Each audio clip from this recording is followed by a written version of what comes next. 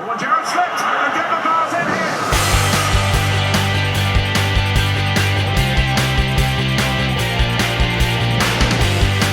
Rodriguez again. It's a stunning volley.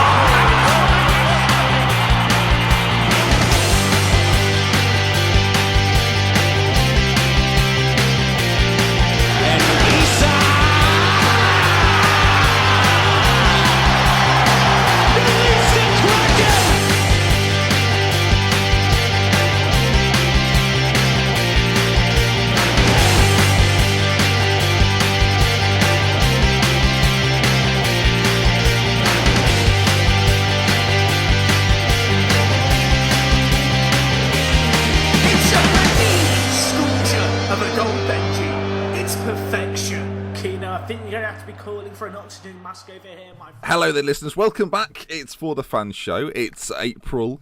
It's the middle of April. I was going to give you an exact date, but this could come out at any point, so who knows. As ever, I'm joined by Jack and Callum. How are you, boys? Yeah, not too bad, thank you. I'm here. Good. Callum? I'm good. Jack's just asked if we have a running order. It's been there for... It's one of those days, folks. Actually, we've agreed to record. We're 2 minutes ahead of schedule on recording. This has never happened before. And this is also our 100th upload to our YouTube channel. So can we get a little clap, boy? Well done to us. Well, aren't we? Congrats. Aren't we good? I think a few of them were like when we were experimenting with theme tunes, but still. Good job, guys. We'll take it.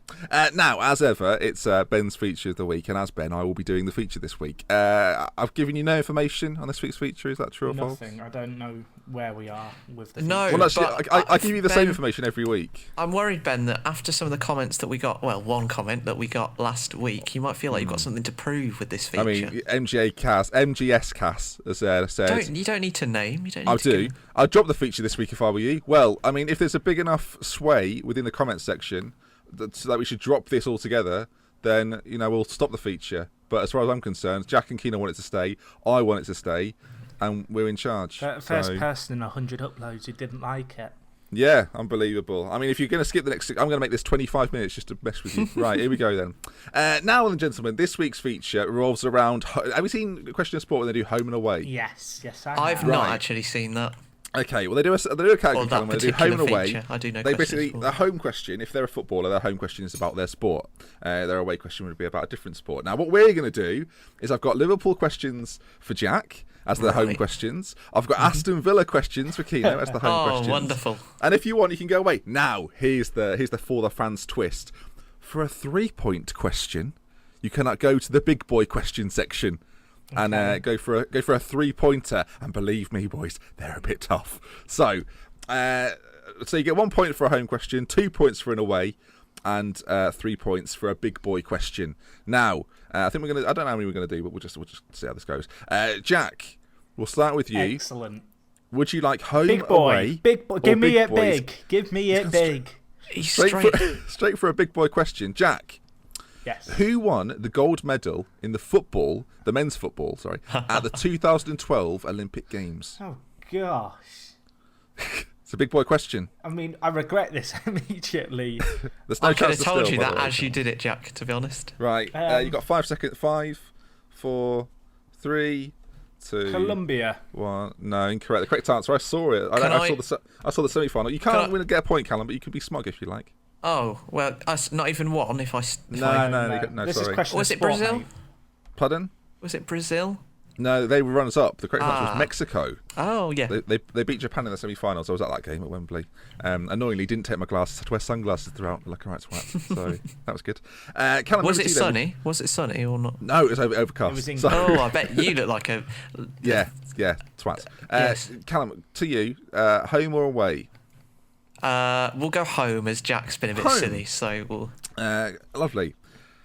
Aston Villa's badge has 3 colours. Claret blue and which other? Yellow. Point for Oh Callum. my God, I can see where On the this board. is going. On the board. Have you seen the Jack, have you you seen made the your Villa choice. redesign? Villa have Well- redesigned their badge. Do you want to know what the change is, Ben? They've got Go rid on. of the word prepared.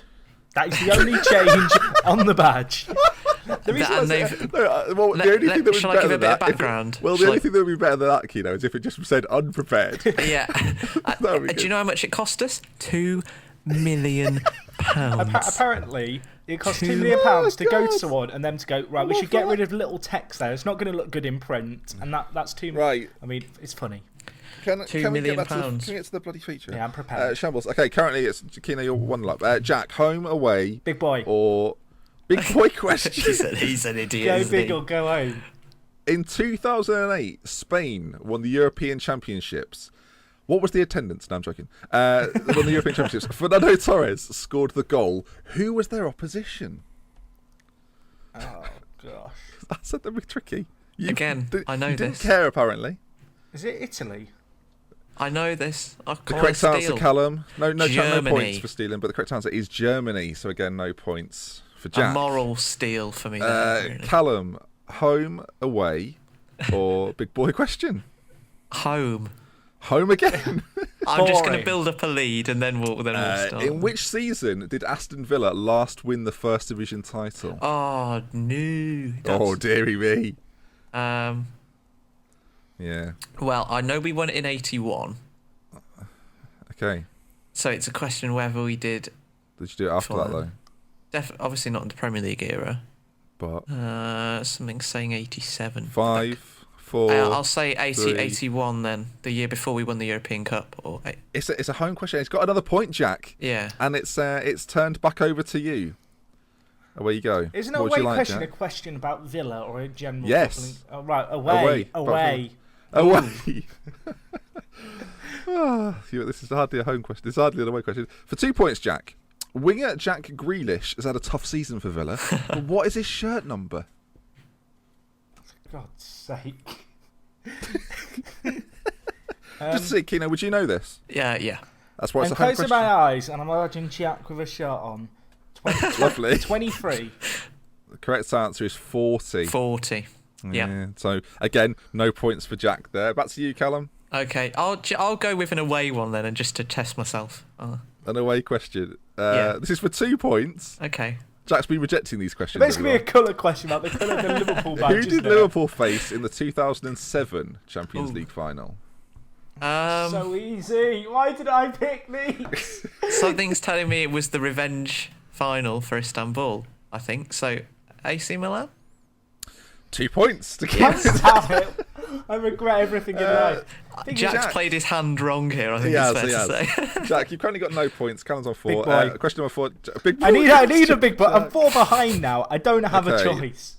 Jack, who's next in this sequence? Liverpool, Barcelona, Bayern Munich, AC Milan. Fuck, who won the Champions League in 2008? No. What is... Liverpool, Barcelona, Bayern Munich, Just AC think Milan. about that sequence for a second, Jack. Who is next on that list? It's I don't know the answer, but I know it's not that sequence. Sorry, I want to believe Liverpool have won it recently. Is it... There can't be a number of Champions Leagues.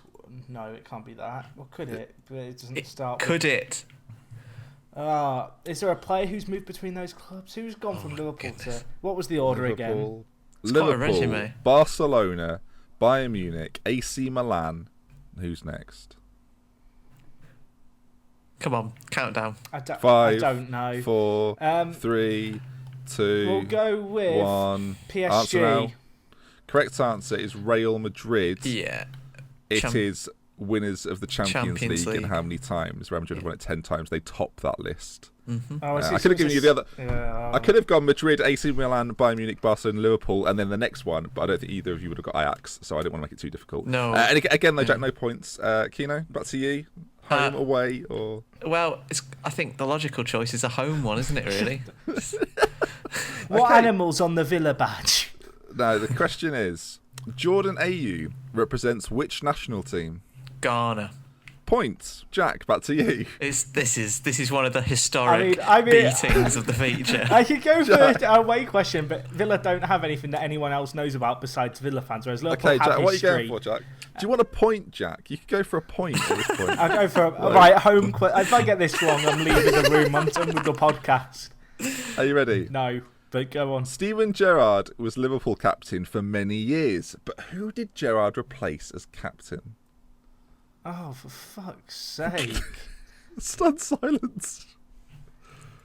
Great questions this week, Ben. Can Thank I you. have the year, please? They are actually, Ben. Yeah. Like, no, you can't have the year, please. How come he Liverpool gets a fan Jack question Patron. about the colour of the Villa badge? You know, you get obscure Who did Gerrard ones. replace? You could have had who did Liverpool face in the 2007 Champions League final. You decided to go for a big boy question. I regret everything. Mick Manaman. Incorrect. The correct answer is Sammy Hippier. Fuck's sake. I thought Hippier was Hippier I might around have- for I a think I while might have got after that. that captain. Like, because Yes, was he still he around was. after? That's always a little Yes. bit weird, I think, when a player gets stripped of the captaincy, but then Gerard keeps Houllier playing. moved It's just to a I little don't bit think that awkward. excuses your lack of knowledge, but I do agree. I think it was Yeah. Houllier. Keno, to you. I mean, you've got a somewhat unassailable lead at this point. Do you know, but let's go for a big boy, Ben, because Big boy We'll question. get it now, and I'm going to Yeah. leave the room. Which Austrian has scored 10 Premier League goals this season? Austrian. Yeah. 10? Yeah. Um, 10, 9. oh, hang on, that's a very quick 8, countdown. You gave Jack a good 7, I minute. think I know who it 6. is. 5, 4. Stop googling it. 3, 2. That is it. I do know who 1. it is. Callum. I don't know. Was it Gonna have to time you Arnautovic? out there. Correct answer is Oh, Arnautovic. yes, Fuck's of sake. course. I would have had 3 points if I'd gone for a 3-pointer last Yeah, turn. after we heard you Google That was it, me yeah, you would've typing got it his right. name to see how you spelt it. Into Google. Okay. Jack, we'll do 2 more each, boys. Because Can I just state, how would I type into Google the answer to that question? Austrian who has scored 10 for... Well, because you did some research. That's what I meant. Right. Anyway, Jack, home, away. At this point, Big you boy. probably need to, you need a couple of big boy Alright, questions. well, can we keep going till I'm ahead, or is that going to take too Who long? is the all-time top goal scorer in the SPL? I know this. That only makes it worse. So far, listeners, Jack's had 5 questions and he's failed to answer any correctly. So, Jack, 5, 4, 3, 2. I don't have a... Ali 1. McCoist. The correct answer, second on the list, is Henrik Larsson. Top of the list is Chris Boyd. Oh, I was going to go with Larson, but Boyd's a good Chris one as well, Boyd, actually. Yeah. I've Callum, got everything. you've got Boydie. you've got 2 questions left. It's your to go. Strangely maligned by Rangers fans, actually, Chris Boyd. Partly Yeah. because I think he's a bit of a despicable human, but Yeah. very Anyway, good goal Keno, scorer. away you go. We'll go for a big boy one for interest. I've won, Big boy but one for- okay. Name 2 of the 3 Italians to either have a goal or an assist this season in the Premier League. sorry, 2. There's 3 that have got a goal or assist, but I only want 2 of them. Okay, well, Graziano Pele's one, yeah? Yep. Now it's a question whether Darmian has had an assist. Now, I'm not certain. There's not that many Italians playing in No, the Premier League when you 5, think about it. 4, 3, 2, 1. Yeah, we'll say Darmian. The correct answer, the one you... Okay, well, let's put it this way. It's Pella, Yeah.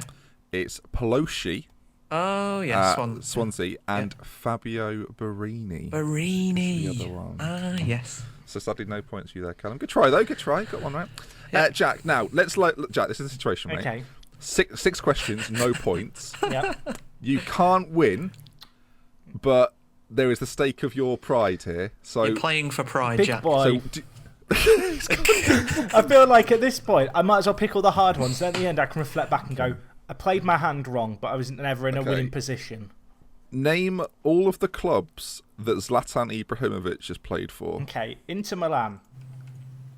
I'm not going to confirm, but there's 7 of them. Oh, fuck. Well, Ajax, PSG. Did he play for Inter and AC? I think he did. He did, I'll tell you Every that. team name you say, by the way, I'm writing down. So I'm this helping better be you your out, first Jack. answer. You said 4. Who the fuck else has he played for?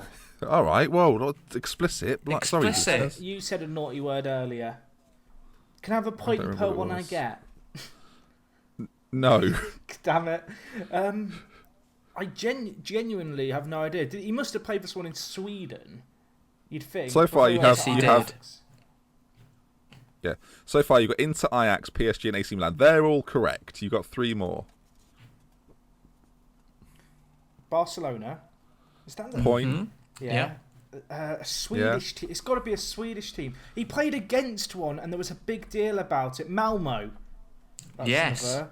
And you got Oh 5 my seconds to name the gosh. final one, Jack. I honestly, I don't have a 5, clue. 4, It's going to be some random... 3, 2, 1. Callum, do you know it? Has he said Juventus? No, he did not say Oh, Juventus, my gosh. and that is the correct answer. So Jack has 0 points. But I think I got 6 there. 6 points. You did all right. 6 points. Kino, to wrap us up then, would you like a home and away or a big boy 3-point question? You pick me one, Ben. I'm Okay. that confident. Okay, you're going to get an away question. Okay. Liverpool had an unsuccessful group stage campaign in the 2014-15 season. Real Madrid won the group. Can you name either of the other 2 teams Fucking in that hell. group? Oh, Ludogorets. Yeah. I mean, if you could name the other one, that would be Yes. fantastic. It was Ludogorets, and I can't think of the other one. No, but I know the one was Ludogorets. Doesn't matter, does it? I could have had 2 points. The other one was Basel. Ah, okay. Yeah. Jack, I'm going to give you an opportunity here to win back some pride. Okay. Oh, hang on. Oh, okay, pride. Kino, you've won. He's very Five- keen on the win there, isn't he? He's taking it very 5-0. seriously this week. 5-0 to Kino there, folks. 5-0. Did very well. I've got loads of questions left over, Jack. So we're going to quickly run through quick fire, Jack. If you know the answer, great. If you don't, we're moving on. Of the home questions you didn't get to answer. God. Okay? We've got four of them. Who currently wears Liverpool's number 3 shirt? Oh my god. Oh, come on, Jack. I've got to be honest, shirt numbers, I've never given a fuck about them. That's a third F-bomb he's dropped so far Mate, in the I'm podcast. very It's obvious. It's angry. getting to him, Ben. Someone's It's trying to getting spice up the feature to appease the listeners. Come on. Sorry, what would number 3 Jose Enrique. Well, I was is going to your say answer. Moreno, so I Which wrong left South back. Which South American did Liverpool sign from Atletico Madrid in the January of 2010? He went on to make 72 appearances for the club. You've said that very... Can you slow down the reading of the questions? I don't... Which South American did Liverpool sign from Atletico? It's quick fire from Atletico Madrid in the January of 2010. He went on to make 72 appearances for the club. He went on... It's quite a lot of appearances. I can't... Maxi Rodriguez. That's a lot for him. When Liverpool finished second in the Premier League during the 2013-14 season, how many points did they have? 79. 84.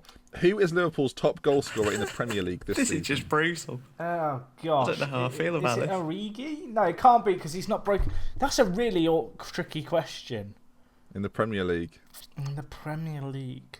Correct answer is Roberto Firmino. Can I have some time to actually think about them, please? Quick You've fire! I You've can't annoyed do him. a quick fire. I like my All right, follicle. I'm not going to waste these questions. Who is Aston Villa's biggest transfer ever?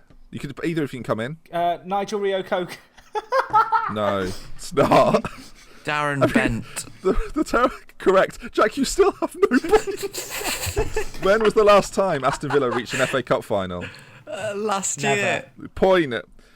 Idrissa Gueye was bought from which League One side? Marseille. Lille. Correct. Jack with an unprecedented performance. I can't be honest, I've lost the plot. You know, like when you see someone just completely bottle it and tilt? Like if you've watched darts, that's a very tilting sport. Where We've got to do a show I've now. I've got to tilted. sit here with the knowledge that Jack's got 14 questions wrong. Have we got any Okay. more? Are there any big boys left? Are there any There's one more. Jack, there's one more question left. If you dare take it, Jack. I'll take it, please. I just want a chance.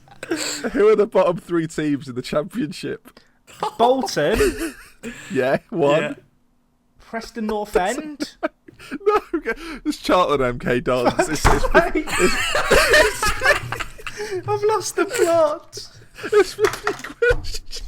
Is there no more? Can you go on Google and find one? Please, just find one question. Listeners, Jack is now asking me to find any questions. Please. Right. We're into April. This is the first time I'm having a little bit of a breakdown on the podcast. Right. We do I mean, this if you regularly. could- We do I this will regularly say- with Jack when we're not recording, but rarely does Listeners, it. if you've got any questions for Jack, please do leave them in the comment section down below. We'll Next ask him week, next week. next week, can I just have a feature where it's me versus myself from this Just- week? Because I feel Just like questions. Listeners, any Bloody- questions can be about anything. Anything you think Yeah. Jack might know the answer okay, to. as a forfeit, because I've Send done them that in. badly, I will answer any question written on YouTube. Excellent. At the end of the week, I'll go can, through them all. Can I just say to very quickly, MGS Kaz, 90 minutes this week. Have some of that. Right then, let's get into the football chitter chatter. And as we're recording on a later Thursday, we're going to start off with the Champions League, and we've got a very smug member of our panel, which is surprising after his quiz performance. But Jack, you predicted Man City. You were all about the percentages. and you thought if Man City got something in their away game, they would go through. I said it, didn't I? A draw, and you, Jack, and you were right, Jack. That's the big thing here. You were correct. I was right about a few others, but we'll get into those. So how do you feel about it? I've got to be honest. I would say I wasn't that confident going into it. I actually thought City really impressed me in the first leg. I know we didn't really talk about the first legs. Yeah. We talked about it all before, but in the first leg, I kind of said in the show a few weeks ago, I thought if they got a draw and they could get a few goals, the away goals in Europe are absolutely massive. And as much as perhaps the Etihad isn't, a fortress in Europe, it never has been. I thought Man City were more than capable of getting a result at home against PSG, and ultimately PSG I thought were really disappointing in the second leg. I know they had a few, they had a disallowed goal and a few other half chances, but they just PSG are a big fish in a small pond in Liga, and this is their kind of tournament that really matters for them. You expect them to play out their kind of minds in these kind of games, and they didn't. I don't want to say they didn't look like they cared. But Man City looked like they cared more. And I don't know if that's testament perhaps to the position Man City are in the league, whereby really for City, this is what they are playing for this year now. But which is true. I thought it was a really passionate performance. And obviously De Bruyne getting the crucial goal in the end, looking like £60 million well spent if he can get them any further in this competition. Just quickly, Jack, you've said many times that you think that PSG are hampered by the fact their league isn't strong enough. I've got a counterpoint to what you're about to say. This is a loaded question. But do you think that's been the thing that's undone them, that they're not tested enough every week so that when they come up against some real opposition in City, who we know that when they're playing well, they are a very, very good football team? I don't necessarily think... I don't think I've said they're hampered by that. I actually think it benefits them in a lot of ways. That's always been my argument. My argument has been that in playing in a smaller league, they don't have to, give 110% every game, like, say, City battling for a title in the Premier League. PSG wrap up at the season by the time the Champions League knockout stage has really started. And in which case, I'll go to Kino then. Kino, in which case, do you actually think it is the opposite, that because they're not tested a lot, like they're not really being pushed for that league, especially this season? It's been a prime example this season. Do you think when they come up against a team like City, that is a problem for them, and can't muster together a performance that is capable of getting them to a Champions League semi-final? Well, especially this year. To put it into context, PSG have gone out in the quarters now the last four years in a row. They have gone out in the quarterfinals. City-esque, yeah. But and group problem. And I think in answer to your question, it's circumstantial, because obviously there's the factor that they can rest a lot of players. They're not having very intense games week by week, so they are always fresh, and it's almost like they're playing sort of maybe 10 games less a season. It's like when we talk about say Leicester can focus on the league because they're not in Europe. PSG can focus on Europe because they're not really in the league. But I think that in this particular circumstance, PSG didn't look bad against Chelsea, who are one of the fourth form teams in the Premier League at the moment. They look good in that tie. I think the problem really, and I feel for Laurent Blanc in the sense that while he got his tactics wrong on the night, he was absolutely hamstrung with injuries, and they were missing a lot of players in the centre of the park in particular. And after Thiago Motta went off after about 15-20 minutes, they had Rabiot, who I think is a very good player, but was literally their only recognised central midfielder on the pitch at that point. I think Rabiot is an infinitely better player when he's got two of Motta, Matuidi and Verratti next to him. I agree. You take those three out, and like the substitution they made, I think it was just a circumstantial thing. They could have brought Stambouli on, I think, but they decided to go with Lucas Moura and just essentially say, look, we're not going to get control of this midfield, so let's try and counter, let's try and break on them. Yeah. And it just never quite came off. And on the flip side of that, we've got a City team who have in recent weeks brought back Kevin De Bruyne, who is some footballer. I mean, either of you can go on about De Bruyne, but he's fantastic. To sort of finish off what we were saying on PSG, I mean, I do feel for Blanc, but they were incredibly the intensity of which PSG played. It was lethargic, wasn't it? It was a lethargic performance. And when if you kind of went just after kickoff for maybe the first 20 minutes or so, the way they were controlling possession, it looked quite ominous for City, because you thought, oh hello, PSG had got on top of the game early, so it looked quite bad at first. But then that pace continued for the entire match. And they did not. They tried to make those substitutions to make themselves more sort of explosive. Lucas Moura, you'd say, what is one of, for all of his sort of drawbacks as a player, he's extremely explosive and he can make things happen in an instant. But even though they made those substitutions, they never really put City under a huge amount of sustained pressure. I think part of that comes from the fact that, in my opinion, Ibrahimovic and Cavani in big games have never shown that they can play together, and he was almost playing a sort of a traditional front two with them. I thought they played quite well in the first leg, to be fair.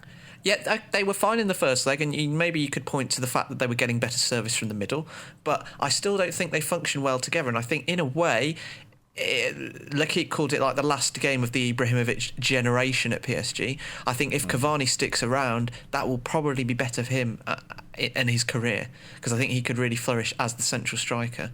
Are we? This is kind of going beyond it a little bit, but we think Zlatan's probably going to leave, right? I mean, it doesn't really affect. I think so. Yeah. Us too much, unless of course he comes to the Premier League, which I would love to see personally. It would be great to see. I mean, Jack, Ben mentioned De Bruyne. I thought he was absolutely outstanding for almost all the game, and he adds a sort of dynamism that clearly have been missing from City for the last sort of 12 weeks that he's been out. Yeah, I actually feel like a drawback for City over the last few years has been Silva's. I don't want to say Silva's lack of mobility.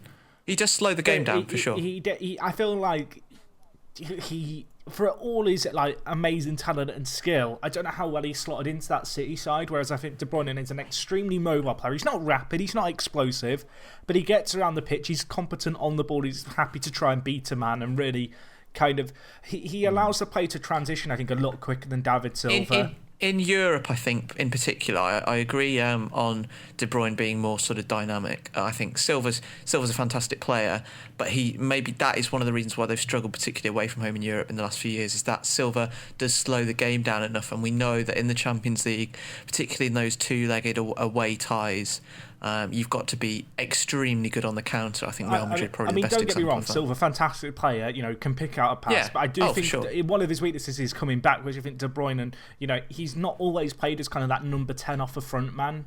He's played deeper in the past. I think that kind of benefits him, and he's quite intelligent. A lot of attacking midfielders, they're not intelligent defensively.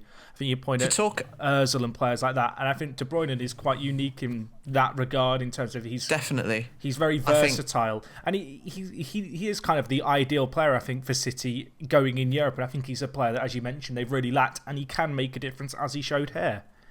A few points on that, I think. Firstly, I agree on De Bruyne. I think Guardiola will make good use of him in his pressing, because De Bruyne is a very mobile player.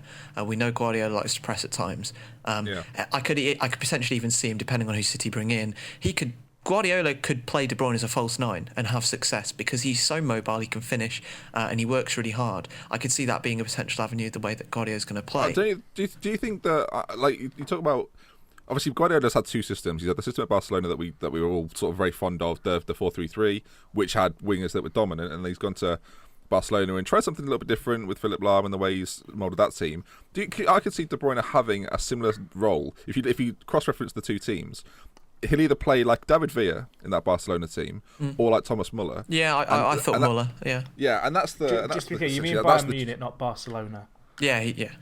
Yeah, sorry, did I say Barcelona twice? Yeah, sorry, Muller. I'm sat there thinking, what dimension am I in at the moment? But I do think that De Bruyne is that good that he could play either role, and actually that will be a huge strength for Guardiola, that he doesn't have to. He can essentially pick which other player he wants in that circumstance, because I think he'll probably play a front three for City. I think he's got obviously Sterling that will do a job, Aguero, and probably De Bruyne, and it leaves a lot of question marks on players like Navas and Silva, and if they'll be moved on. And obviously we think that Yaya Toure will go on, but I think you brought it up when you talked about Laurent Blanc, and they're lacking midfielders for PSG. For me, the substitution was very odd, because it wasn't like PSG were in control of the game. It wasn't like a routine switch. Obviously, they already had David Luiz and Matuidi out with suspensions. Verratti wasn't there either through injury, I think. And you've got Van der Veer on one side. You've got Aurier just inside a little bit from him. Aurier, who was absolutely woeful. But to be fair, he was playing against three very good, creative, and comfortable attacking players. He was, but at home it's difficult. He was very poor in the first leg as well, and they brought him back in. Obviously, I don't know if anyone's seen the Periscope, but the reason he had been out of the side for 10 weeks or so. 8 weeks was after some of the things that he'd said online about some ridiculously bad things about Laurent Blanc. It's surprising that he's back in this team. Yeah, and they brought him back in for the first time he played was for that first-legged tie. and he looked like it, and he looked like it in this game as well, which is. But the baffling decision. thing is, that he didn't actually really need to play. They've got Thiago Silva, and they've got Marquinhos and Van der Ville, and they've got Maxwell on the left hand side. Now there's your back four. If you want to play a back four, they did the same thing in the first leg. When Motta gets injured, they could have brought. I think Pastore was on the bench. In that game. He brought Pastore on towards the end, and he could have brought him. Yeah, but it was almost too late by that point. They were chasing a game they couldn't win. They had Stambouli there as well, which they decided not to bring on. And Lucas Moura, and you kind of mentioned it before, that Lucas Moura's got a lot of strengths, but Lucas Moura's strength is not sitting in the middle and being anywhere near a similar player to Motta. No. And at half time, the game wasn't gone for City, and that was another change was made. I think it was made just before half time, if I'm not mistaken. I think Moura came on just before half time. And nothing really changed going into the second half. They've got 3 wing backs playing, 2 centre backs, 3 wingers, Di Maria, Lucas Moura, Cavani. It was a very unbalanced team, I think. Then you look at Rabiot. No wonder they didn't get back in the team. He sat there on his own. And then you bring Pastore on. And as I say, it's a bit late for that then. Before we move on to sort of quickly touch on City. Ibra missed a penalty, by the way. Yeah, I wanted to talk about Joe Hart. And Aguero. Well, yeah, there was a few problems. Can we talk about Joe Hart first? Obviously, as much as I feel like we're really City's. over the top praising City, perhaps if there's any French viewers watching, I feel like it's difficult to really gain that much from PSG across these 2 games because of the injuries. Because, well, in the first leg they looked fairly competitive, and in the second leg they just didn't show up really. They looked dysfunctional, and well, from the moment City scored in the second half, there was no way PSG were going to score 2 goals. It was quite apparent that. Yeah, I thought City's defence was uncharacteristically solid throughout the game. At no point did I feel, if I was a City fan, would I have felt threatened that PSG were I thought Otamendi was great, actually. And Mangala. And this is the thing I think that people forget about Mangala. He's very young. When he is on it, when he is concentrating, he is athletic, strong, he's good on the ball. I think the problems that have arisen with him in this season and last, obviously he was new, have been when he's sort of lost concentration and made silly decisions. And I think there's definitely a brilliant player in there.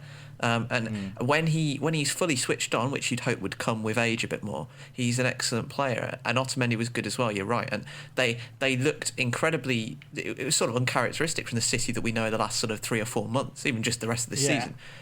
So much is made about the company not being there, isn't it? And then so when he's not there and they perform so well, we almost act surprised and we forget that actually that's a £60 million defence. Yeah. A £60 million partnership back there. And the two most expensive defenders of all time played in this time, David Luiz and Mangala. So yeah, you do have to take that. I did also really enjoy the saves by Hart in the second leg. There was a few really big ones, and as much as we praised the City defence, they were a little bit slow to get going, and there were opportunities that PSG had, especially in the first half.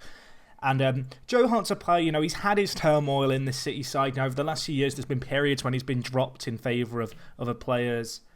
And he's starting to show himself as a really mature player. He's been that for a few years now. He has been that kind of the constant in the City defence for the most part. And he's a very commanding goalkeeper. But I think in this game, really, he turned up in a big game for City. And that's not to say he hasn't done that in the past, but when I think back, I can't think of a performance for Joe Hart in Europe where he's really stood out as being a real difference maker. I don't know if I agree with that. I think there's been a few times. I think there's a game against Barcelona where Hart was away at the Nou Camp. Yeah, at the Nou Camp where he was very good. But I think actually Hart in the Champions League has been very good. Yeah. And I think I've said before actually on the podcast that I think Hart is one of the most underrated players, but certainly in the Premier League, because he's the English number one.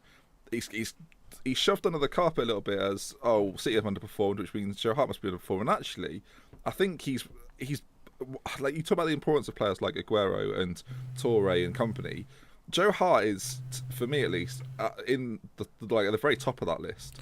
It might seem surprising, but I do really think I rate him very, very highly. I agree, and I think that as we sort of look to Guardiola's future tenure, a player like Hart, who is not homegrown, obviously, because he didn't come through the City Academy, but he is English and he understands the identity of the club.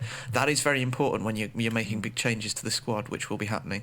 And it'd be very surprising to see Guardiola make a change which removes a player like Joe Hart, because if you remove a player like Joe Hart, you are scrambling for players that offer the same thing that he's got or offers in terms of being an English player that knows the club. I think he's probably the most experienced player within that team. Yeah, I think he's been there the longest, I would assume. Yeah, maybe Company as well. Both of them have a similar kind of understanding of City as a club and as a sort of an identity. Yeah. Okay. But I mean, Kino, we both thought PSG would go through. Jack thought City would go through, and I mean, it doesn't count as this week's feature, Jack, but you did get that right. Yes, boom, back to the net. So hats off to you. I was disappointed. I think our overall thoughts on this game, PSG were disappointing, but we can kind of understand why when you look at their midfield.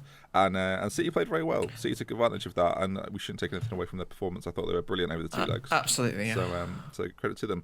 Now, shall we move on to another tie in the Champions League? Shall we go to Atletico Madrid versus Barcelona? I've said I absolutely love this matchup of the last few years, and last night was one of my favourite games of the season. Actually, just for the way in which it panned out, it was sort of the way that Atletico are built in Diego Simeone's image is just something that I absolutely love about the team.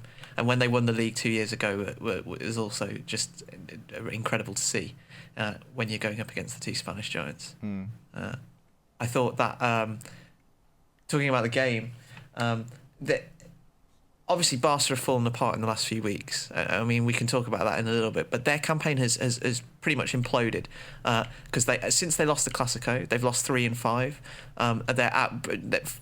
I think Atletico are 3 points behind them in the league now. Obviously, they're out Champions League, and they have stuttered and they look tired. You've got to think that they played the Club World Cup in November, December, and they played maybe 14, 15 more games, I think it was, than Real Madrid and Atletico.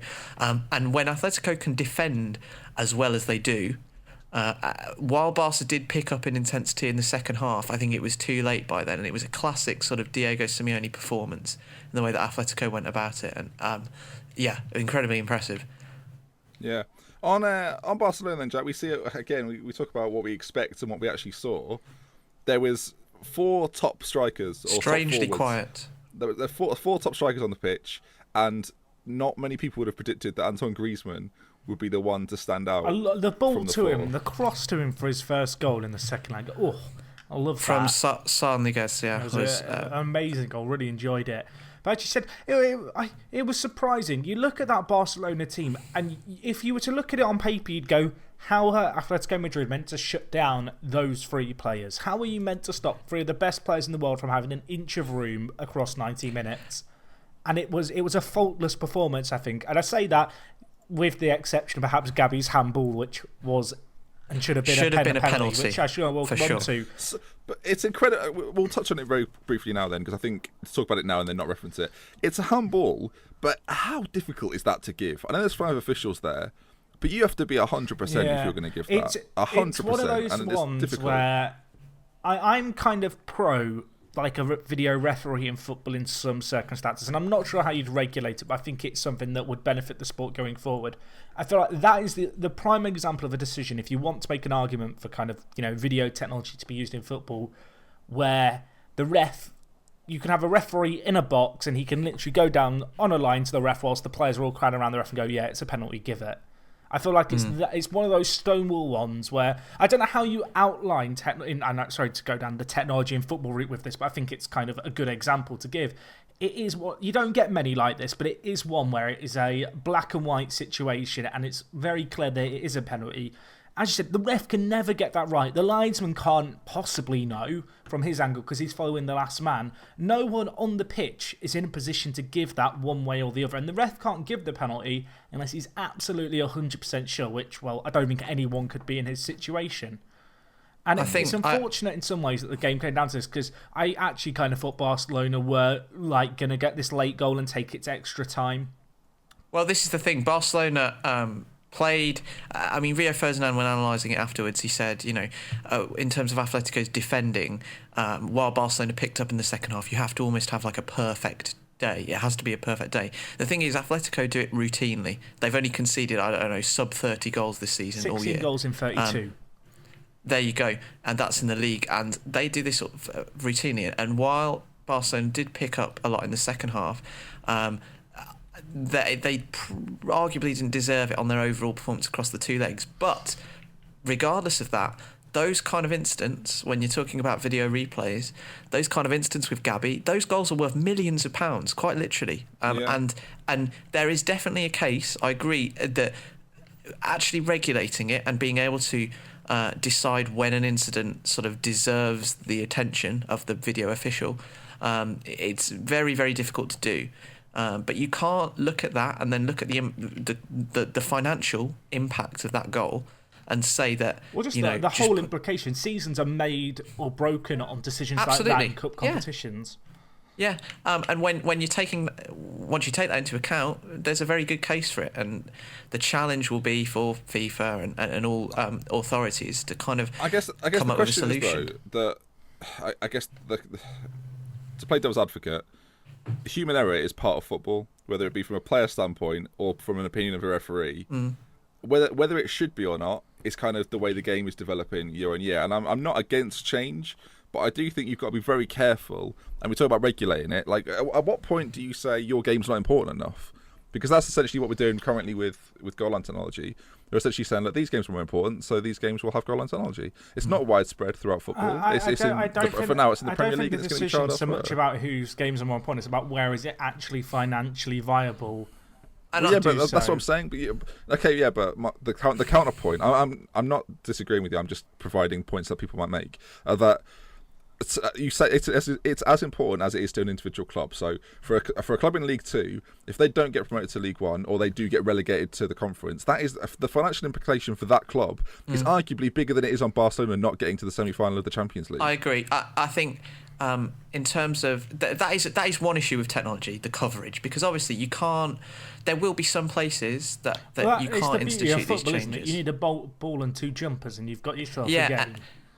And when you bring in this kind of technology, if it's not universal, then people could be playing different games for with different rules. But goal line technology, I think no one would really argue its positive impact in the Premier League since it's come in. I think it's worked really well. The problem, if you kind of assume that this sort of coverage, the universality,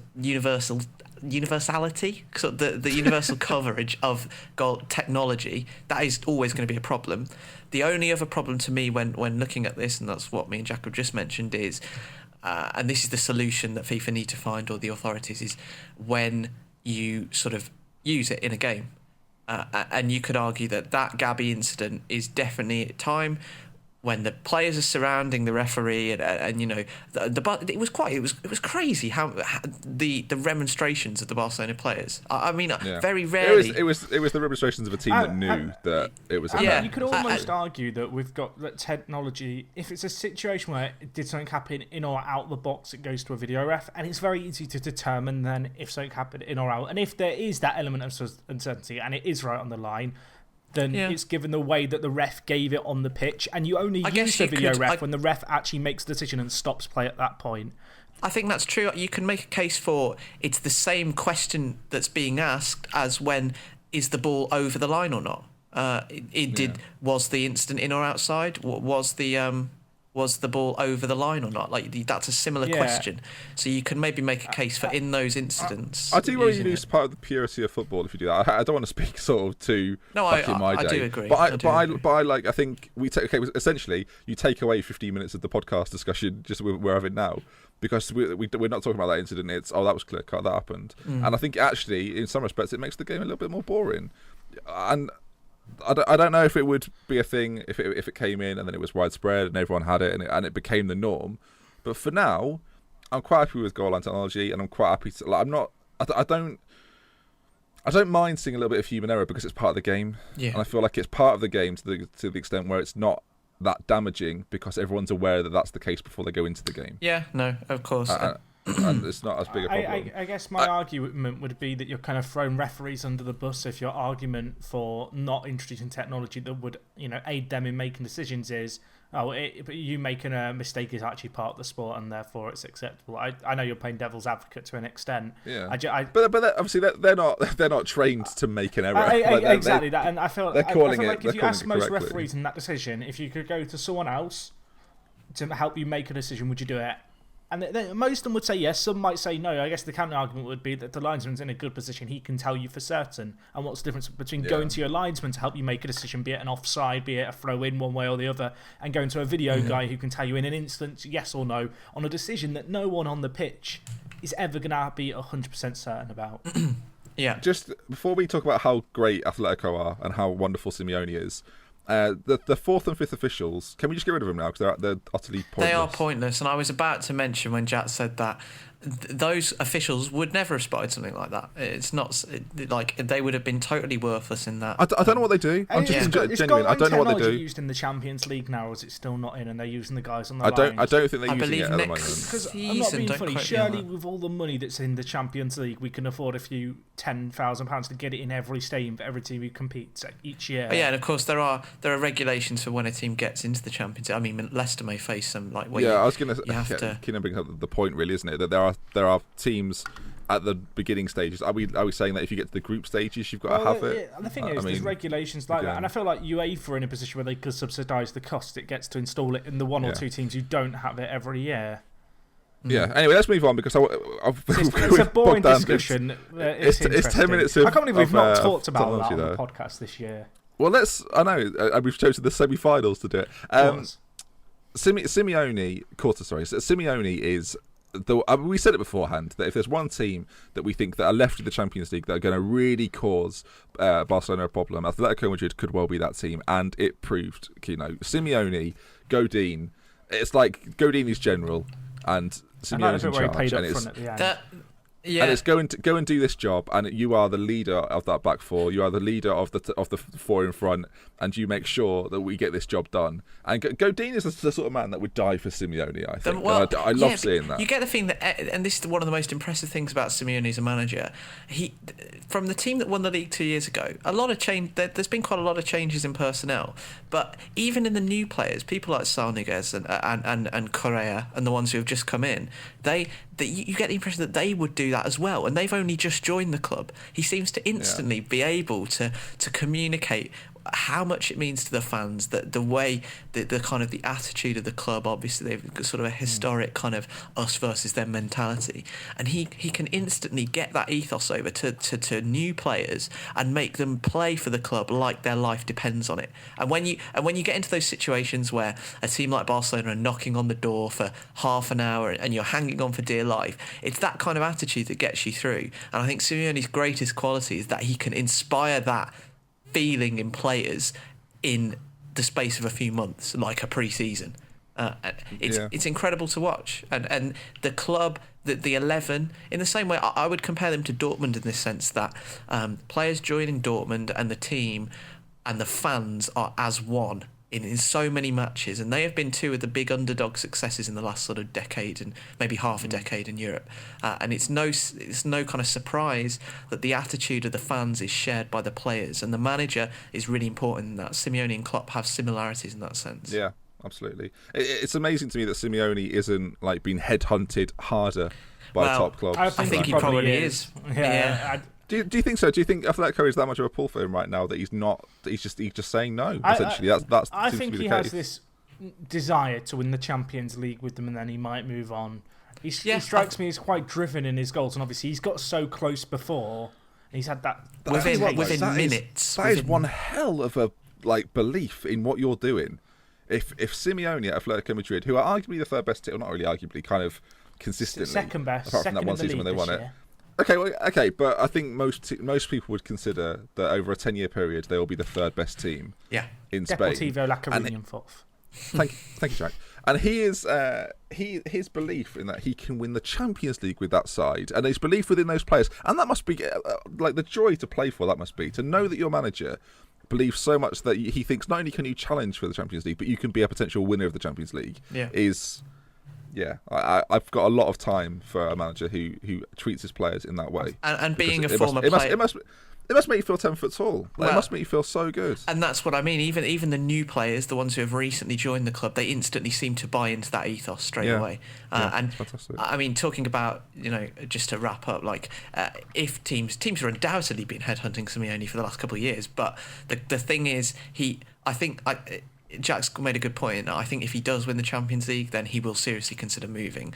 Who do you think the best fit is for Simeone? It would have been. Have you got someone in mind? Did I say Arsenal a little while ago? Or I might have done, I might not have done. It would be a complete the switch. Though. I feel like we've had this conversation before. I think Arsenal need that switch. I think they need a change. It would be incredible, though, wouldn't it? It would be incredible to see him go in and do that at Arsenal. The contrast between Simeone on the sideline, ramping up the fans at 2-0, celebrating with the fans. Like, he almost looks like a fan who's grabbed a coat from the stand. He didn't leave his technical area for 90 minutes. He was kicking when the term kicking every ball is thrown about quite loosely, but he did not leave his technical area. He was out there for the entire contrast game. That with Wenger. I hate to bring up a point that Piers Morgan made. I hate him.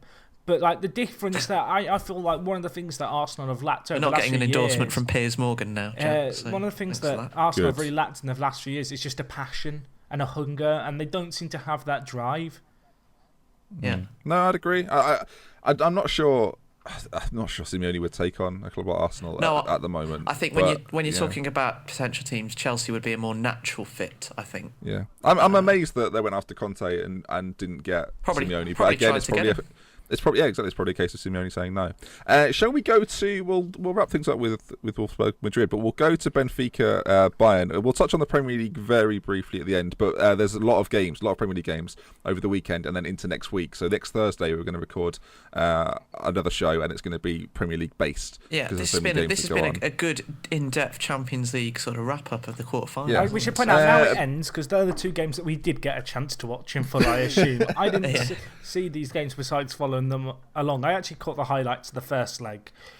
Benfica v Bayern. This is one of those games. So Jack's going to lead off on this game. Yeah, Jack, he's not seen anything to do with this game. He's now going to go off on it. Benfica came into this game like knowing they had a big task at hand. Really, like before the game, they would have known they needed to do well against Bayern, and they went away from home to begin with, and they only lost 1-0. And to be fair, they're probably quite happy with that. Well, I think that these two matches and these two teams that went through, when we're putting this back into the context of what we've just spoken about, City and Atletico, I think either one of these two teams would be better for Man City to play from an English perspective, because I think that in these two legs, particularly in the first leg of Real Madrid, and also Bayern across both legs, showed their quite obvious vulnerabilities, particularly at the back. Yeah. But not just that. The thing with this game was Benfica, they only lost 1-0 away from home. They'll be quite happy with that, perhaps disappointed not to get the away goal. And then they get another goal, they're 2-0 up. Were they they were 1-1 at that point. And you think they've got a chance. And then they immediately concede and Bayern get their second goal. And they're never going to do it from there. I'm sorry. I think we said last week that if Benfica stand a chance at beating Bayern, and I don't think we were completely writing them off. I think we said, look, there's a thing they have to do. Well, they drew this game 2-2 and they look fairly competitive. Well, and Bayern are definitely vulnerable. But the thing was, we said that Benfica, if they're going to stand a chance, they've got to score away at Bayern, and they didn't. And it's come down to that. That's essentially put them out. That they didn't get that goal in the away leg, and we see time after time how much an away goal will matter. And it was arguably the thing that got Atletico through, when you look at it in that respect, that Barcelona were pushing, and Atletico allowed themselves to sit back because they knew they had that away goal, and it was the one thing that Benfica didn't have, and it's essentially hindered them. And the teams that haven't scored away goals in the games that have happened over the course of I think the only team to score an away goal actually was Atletico, and obviously City, and both of them went through. Yeah. Mm-hmm. And the teams that didn't score away goals didn't go through, essentially. I guess Bayern did, technically. Bayern got this right, Ben. At Benfica. Okay, if you scored an away goal, you went through. Because Barcelona didn't score one, they went out. And Wolfsburg didn't score one, and they went out. Real Madrid are an anomaly. I feel like I shouldn't mention this. But you get my point. That away goal is so pivotal, and it can swing a tie. They went 1-0 down against Bayern after 2 minutes. I think it was like 1 minute 40 seconds, and Vidal scored. That is not the start you can have. That is the difference between going through and not going through in a lot of ways. You look at Atletico and how they performed. If they conceded after 2 minutes in the second leg, honestly, I would have written them off at that point, because that's a big kick in the teeth to go through. It's very difficult to pull it back. I think returning to the point that maybe we could finish this section on is from an English perspective, when City are looking at the draw, but the potential draw, who would you rather then play? Going into the as semi-final? bizarre as it is, I think City's best chance is against Real Madrid.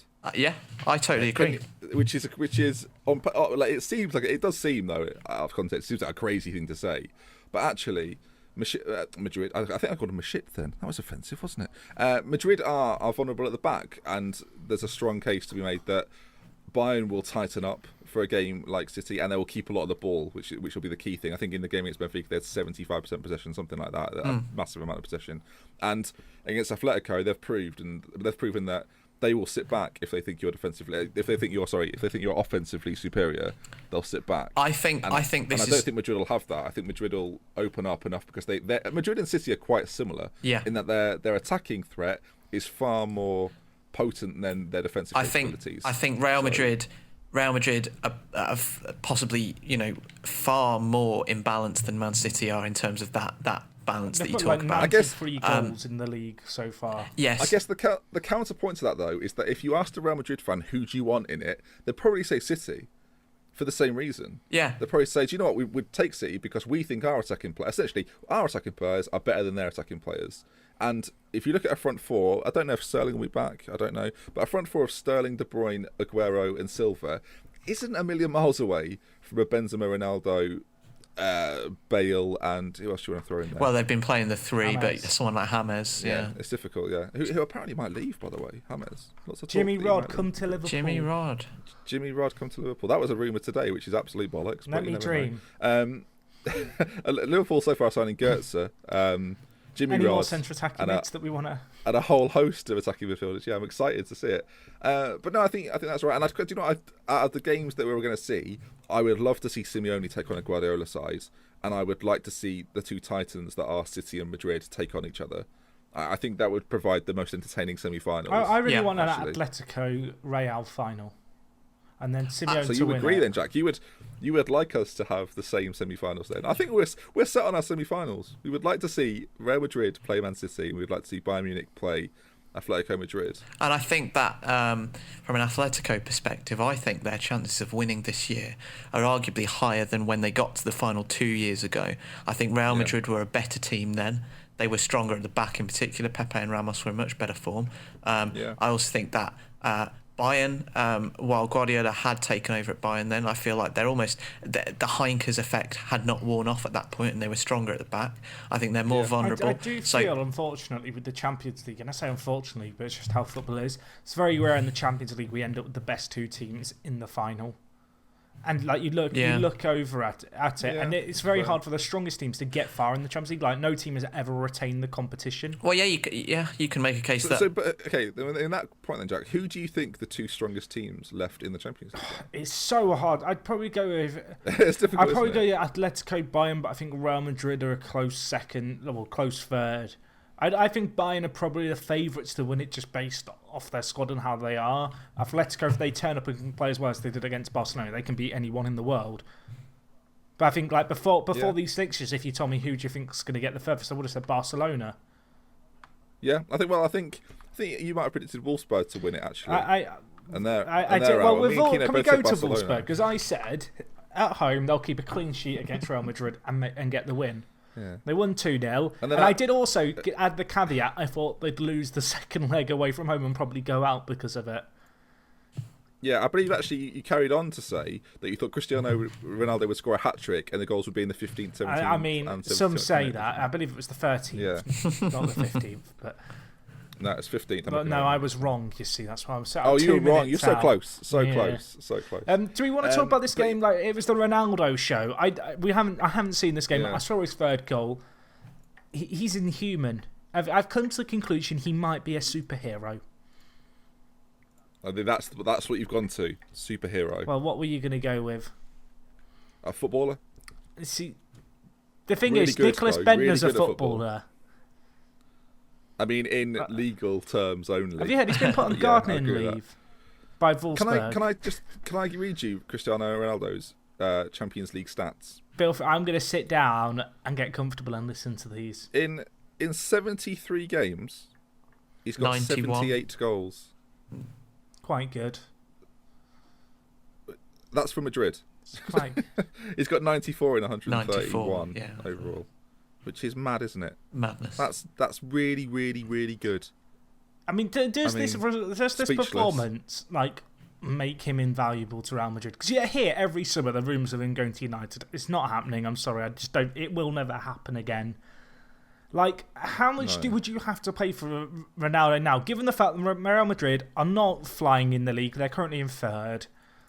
So the question you're asking is how much is Cristiano Ronaldo worth? I think he's invaluable. But how much would you have to pay if you actually wanted him from Real? Hypothetically. I think the realistic teams that will get a player like Ronaldo, I think there's only one actually, is PSG. PSG are the only team that could attract Ronaldo. At this point, in a few years, it might be America that maybe Chicago Fire calling it now. Go. But how much would PSG be willing to pay? 60? How old is he now? Like 30? Is he a bit younger than that? Just turned 30. 31. Recently turned 31. But I think 60 million, and Madrid would think about it. I don't know if that. I feel like the success that he brings Real Madrid in games like this is like I don't think they can put a price on it. Part of it depends on who's in charge of Madrid at the time. I think for Real Madrid they've actually got. I think for Real Madrid they've got a bit of a problem at the moment, whereby a lot of their superstars, not saying they're all old, but like there is a little bit of discontent in their ranks about James wanting to leave. I think he came into Real Madrid expecting to be a player who'd just be in the first team every week. They're not a team full of Galacticos like they once were. Like, yes, they have some incredible star players, but when you look I don't agree. I feel like when you look, I feel like the they difference is when you 10 years ago, if you compared Real Madrid and Barcelona, you would have said Real Madrid have the better side. They have the real star players. Not to say Barcelona don't have star players, but Real Madrid were the side. Whereas I think that's a very. I feel like over the last 10 years, you look at it now and you compare it back, but there's been a switch of roles there. I think it's. I'm not sure I can get completely on board with that. It's not. I'm not saying Real Madrid are a bad team. I'm simply saying they are not a team full of world superstars in their division compared to, say, Barcelona now. I don't agree. I think it's a slightly different problem that they are a team of superstars, but only at one end of the pitch.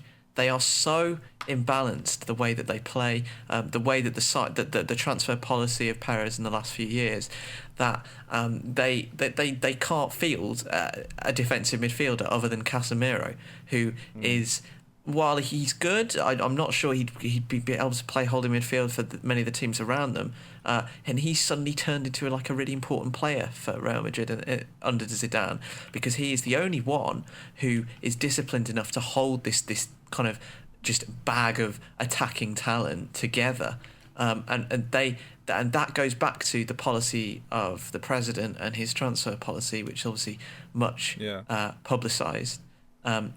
So I don't agree that they're not a team of Galacticos anymore. I mean, if you read off their front six, it's incredible. Well, no, I think the point I'm trying to make is they're not the number one team in the world, indisputably. Yeah.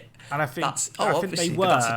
That's the point I'm making. I feel Real Madrid fans, they want to be the number one team in Spain. They want to be winning it comfortably every year. And you look at the way they've approached building their side and the way Barcelona have approached building their side, and you'd have to say that Barcelona have come away with a far stronger side and a lot better balanced side. I feel like you. Shall we talk about the Premier League, Ben? Just quickly, I think you're underplaying. There's 30 minutes till the Europa League. Ben, Keno. I think you're overplaying. I should know just quickly though. What's going on for tonight's game, which is Dortmund v Liverpool? Oh, I now realise that my mic was muted and I was shouting at you for why are you not letting me talk? Oh, well, there you go. Discord had screwed me over. I wanted to say though on that I actually think that, now I'll say what I was going to say, that I think Madrid actually, you're overplaying how good they were 10 years ago. Yeah. And they weren't actually that good 10 years ago.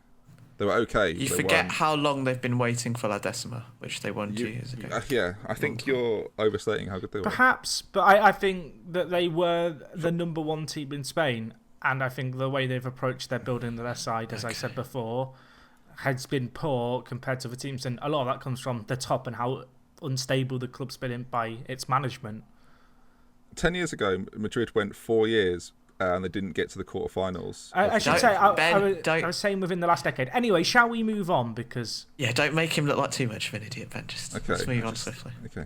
Do you know what annoys me? I'd muted my mic and didn't realise. That's our real problem here. Right, Premier League. We'll spend 10, 20 minutes on this and then do some listener questions. Yeah. It was another very good weekend for Leicester. I mean, Jack, you're on board now. You're fully on board. It's done. It's done and dusted. I still have my reservations. I'm a 90%. Oh, Jack, come on. 90% chance they'll win now. 90%. All right. Surely... I think it's been done for a couple of weeks, and we're just prolonging it now. Yeah. But they are 7 points clear with 5 to go, and their fixtures are relatively kind. They've got to lose 3 out of their next 5, Jack. You look at the teams they've got. They've lost West 3 Ham, games all season. They've got West Ham, Chelsea, Manchester United. They've lost 3 games all season. Everton as well. Odd teams to play. 3 games all season. They've won by the narrowest of margins. I'm not saying they're not going to do it. I think they will do it. I'm just saying I'm not completely on board with the idea that it's unassailable. Liverpool were 5 points clear with 3 games left a few years ago. Very true. So 7 points clear with 5 games left isn't that different. Yeah, but City had a game in hand. I'll never forget. Tottenham have got tricky fixtures as well. Tottenham go away to Stoke and away to Chelsea in the next 3 games. And they did. And that's going to be just as pivotal. And sort of, if we're talking about both these games, Tottenham did extremely well to put away what many might have said was their droppable game, as United hadn't been on terrible form and obviously don't concede a lot of goals. The wonderful we had one of our greatest moments in friendship history. I mean, we might as well talk about this. That we've got a Manchester United friend that is on our group chat who said that Manchester United play a system which revolves around the defensive control that they produce. I think it was about 10 minutes later they were 3-0 down. It was less than that. It was probably less than probably 60 seconds later the first goal went in.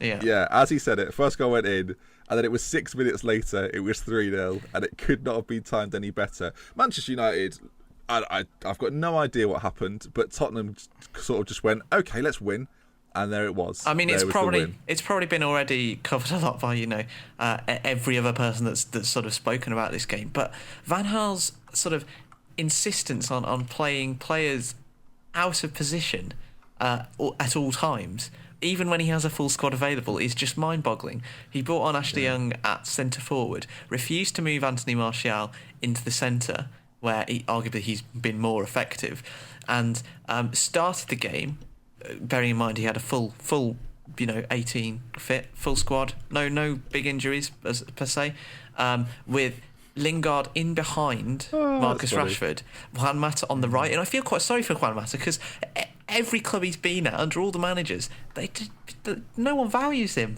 I feel like he needs to move to a team like where would it be? I mean, he should go to Stoke.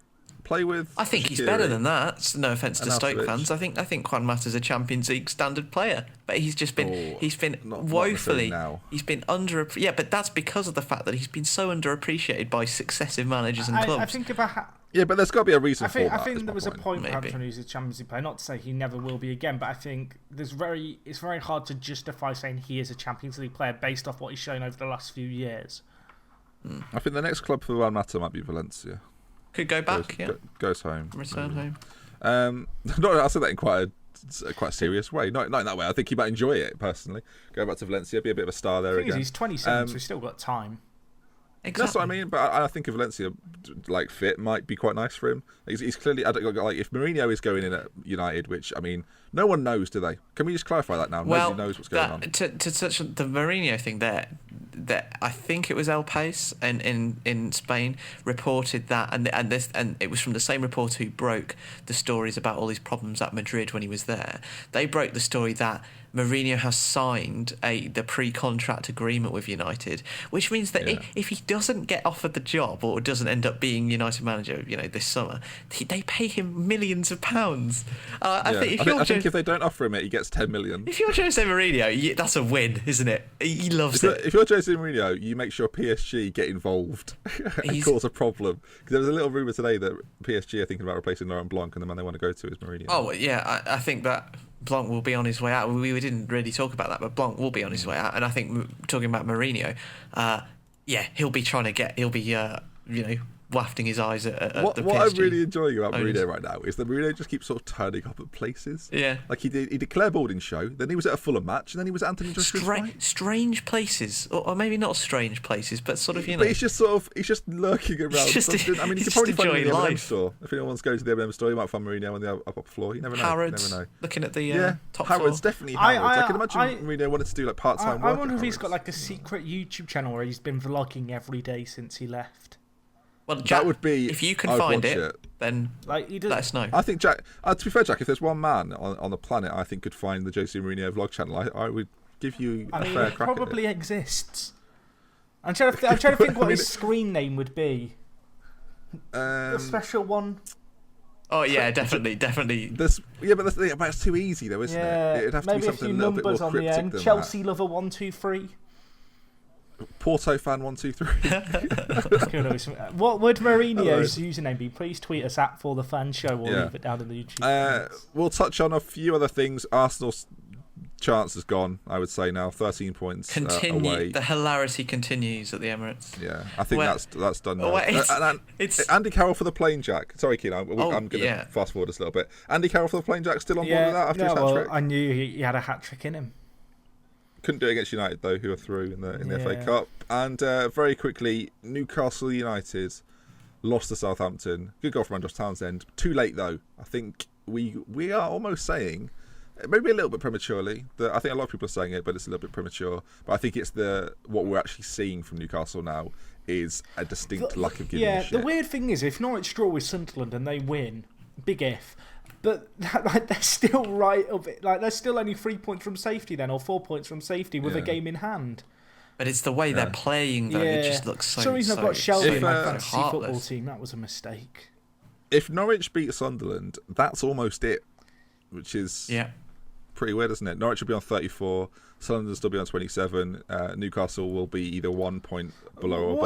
I think the baseline relegation for battle. safety now? Like 38 was it for a while? Is it 37? 38 gets you safe. It has done for the last 5 years. The reason I mentioned this is because I was talking to our friend Foxy Jack, who is a Watford fan. My concern for Norwich is even if they beat Sunderland, they'll get to 34 points. The issue is their last 4 games are Arsenal, United, Watford, Everton. Like, if Sunderland do some great escape stuff, like, it's still, like, it's not secure. Like, I'm just going to check Sunderland's games. I don't know who they have, but, like... The good thing for Norwich, though, is that they play Watford on May the 11th, which isn't too far away from Watford potentially being in a Champions League, an FA Cup final if they beat Palace. Yeah. And Everton away on the last day. Everton are known for being a bit shit this year, so it's not a full conclusion. And not only that, Norwich play United at Carrow Road, and I don't think Manchester United fans will be delighted with that fixture. Can I hold on my hands and take back my remark, because I've just checked Sunderland's fixtures. They've got Arsenal, Stoke, Chelsea, Everton, Watford. So they've actually got pretty much the same games. Oh, good. They've got Stoke and Chelsea, which is... The game between them this Saturday is going to be enthralling. I think the relegation battle has actually been quite, partly because we've been so incompetent, but also the teams above us have. Like, I think it's been quite a dull relegation battle this year.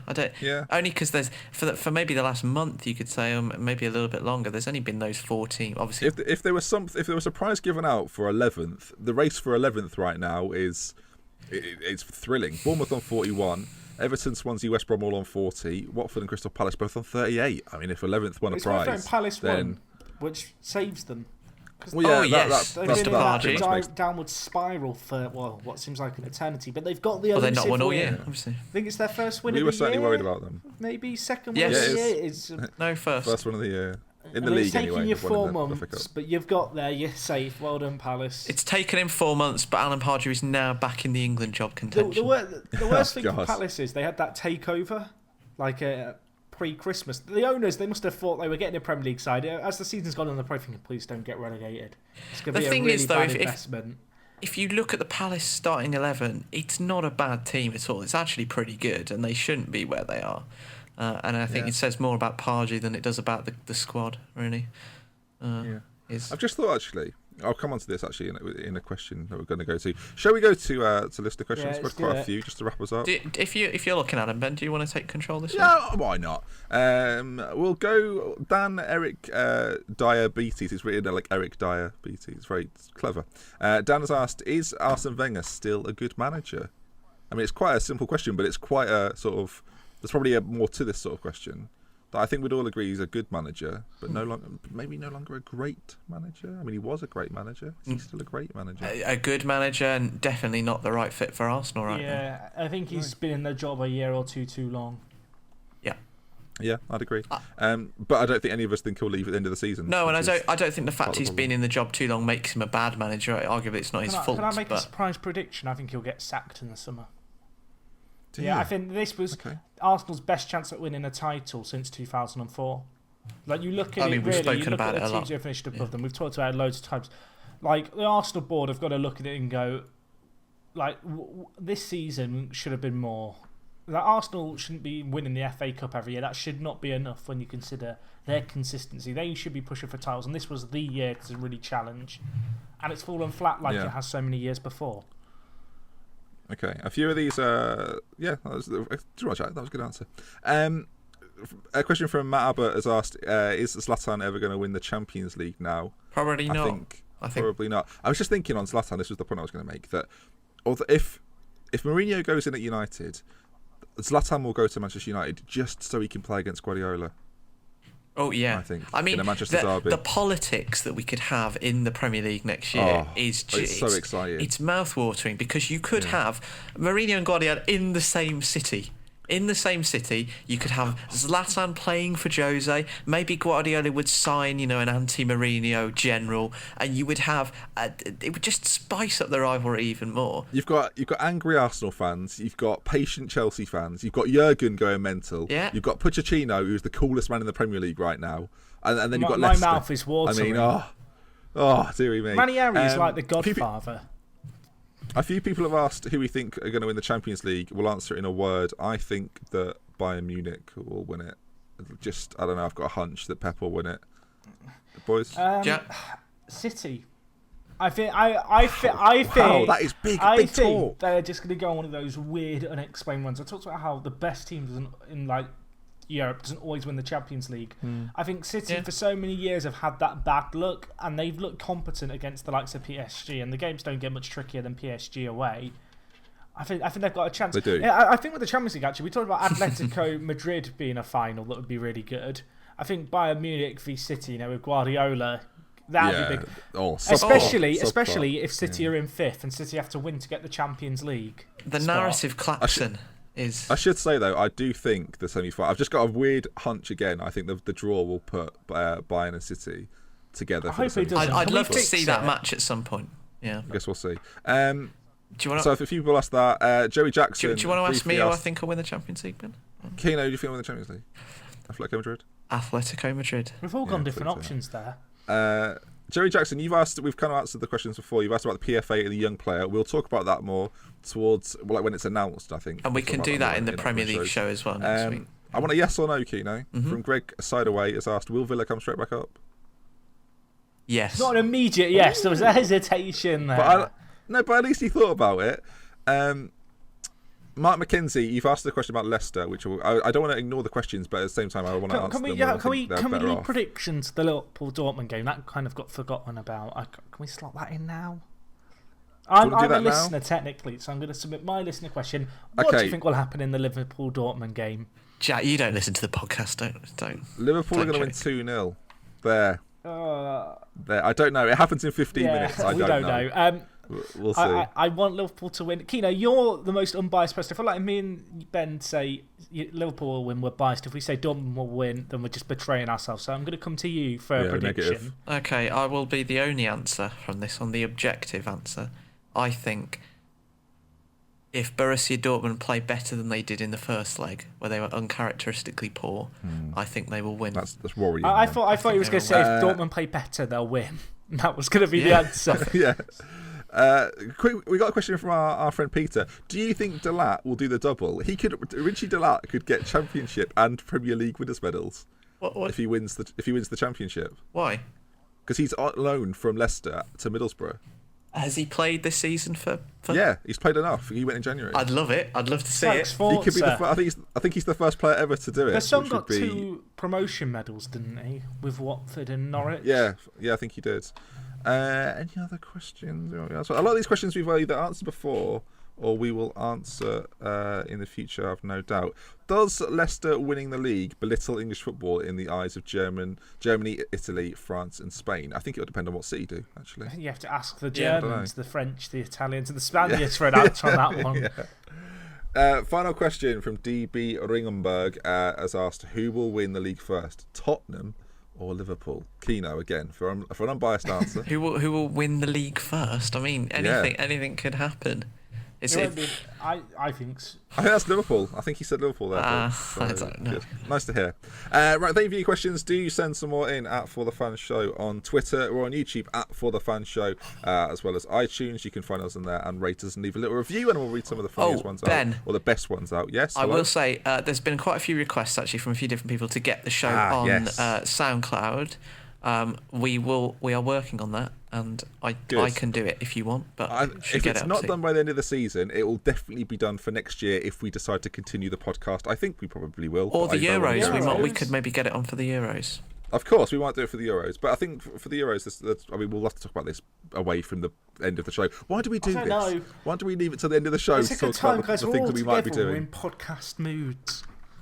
Yeah. Okay. Well, maybe we'll do that then. Right. As I say, find us on the socials. Jack, thank you for joining me this week. No worries. Keno, been a pleasure as always, my man. You had a lot of interesting points to make. Feeling great about my feature win, which I think will go down in I'd almost forgotten history. About it. Yeah, well. Yeah, and also Pikachu's hats on iTunes. Enjoyable and entertaining podcast from 3 guys who clearly know and love their football. Well worth the listen, and if you enjoy the football chat, that doesn't take it too seriously. I mean, doesn't take itself too seriously. Thanks, Pikachu's hat. We will end it there. We love with care. We love to Benji from Jack, Callum, and myself. We'll see you again soon. Goodbye. You didn't even have a hat. You were dreadful in the feature. That was epic. It was. That feature. Okay, you did it. It's a sculpture of a gold Benji. It's perfection. Keno, I think you're going to have to be calling for an oxygen mask over here, my friend.